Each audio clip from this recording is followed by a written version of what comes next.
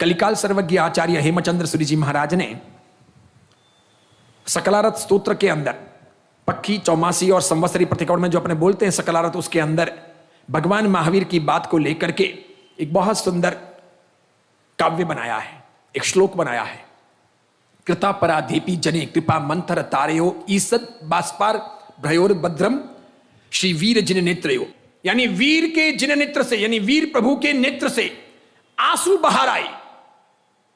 कब? जब संगम उपसर्ग करके लौट रहा था। संगम जब उपसर्ग करके लौट रहा था, 6 महीने की उसकी ये अंतहीन दुख दर्द की कहानी यहां पूरी हो रही थी। खूब उसने परेशान किया था। जाते जाते देखा महावीर को नमस्कार करके चला जाऊं ताकि इंद्र मुझे ज्यादा पनिशमेंट ना दे, नाराज ना हो जाए। आए भगवान महावीर तो कौशिक ध्यान में थे। उसने पैर छुए, जैसे किसी का पैरों को स्पर्श हुआ तो भगवान की थोड़ी सी आंखें खुली। आधी खुली आंखों में भगवान कौशिक करते थे, आधी खुली आंखों में खुले कौशिक करते थे। उनका ध्यान तो कौशिक में था, लेकिन उसने जब स्पर्श किया तो महावीर की आंखें पूरी खुली। तब तक तो वो मुड़ चुका था। पीठ पर नजर पड़ी। नजर पड़ते ही महावीर पहचान गए, ये तो संगम जो 6 महीने से मुझे सता रहा है वो जा रहा है। और तभी सहसा उसकी पीठ को देखकर, उसके जाते हुए कदमों को देखकर भगवान महावीर की आंखों में आंसू आ गए।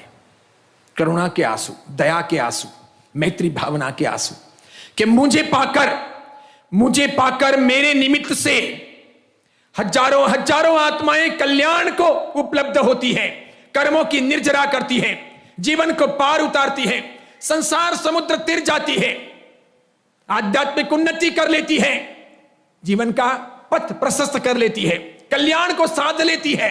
लेकिन यह बेचारा संगम, यह अभवी का जीव, यह देव होकर के भी दुष्टता पूर्वक मेरे पास आया, 6 महीने तक मुझे सताया, अनेक नए कर्म बंधन किए, वे सब निकाचित बनेंगे, वे क्लिष्ट बनेंगे। ये बेचारा संगम मुझे पाकर मेरे निमित्त से कितनी ही दफा तिर्यंच बनेगा, कितनी ही बार नरक में जाएगा, कितने भव के गोते खाएगा, कितना कष्ट सहेगा, कितनी पीड़ाएं झेलेगा, कितनी मार खाएगा, कैसे कैसी नरक की वेदनाएं सहेगा, कैसी कैसी घटनाक्रमों से गुजरेगा, इस बिचारी आत्मा का क्या होगा। यह सोचकर महावीर भगवान रो पड़े। कृता पराधीपी जने कृपा मंथर तारयो ईसद बाष्पार द्रयोर भद्रम श्री वीर जिन नेत्रयो। कलिकाल सर्वज्ञ आचार्य हेमचंद्र सूरी जी महाराज साहब के कहने का यह तात्पर्य है कि इन 2 आंसुओं पर पिए चढ़ी हो सकती है।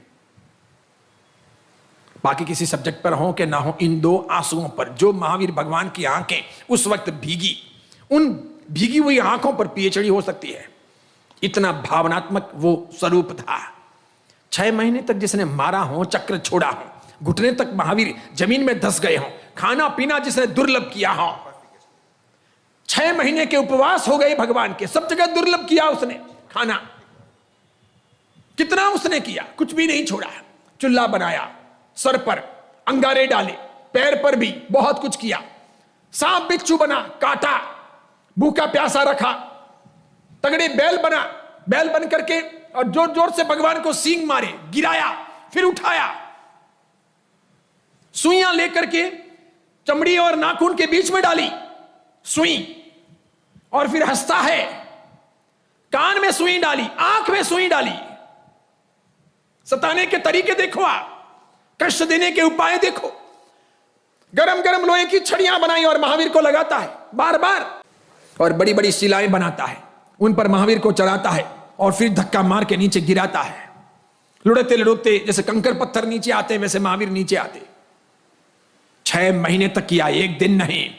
और देवता था, ताकतवर था, विभंग ज्ञानी था, क्षमता थी, अभवी का जीव था, बहुत कुछ कर सकता था।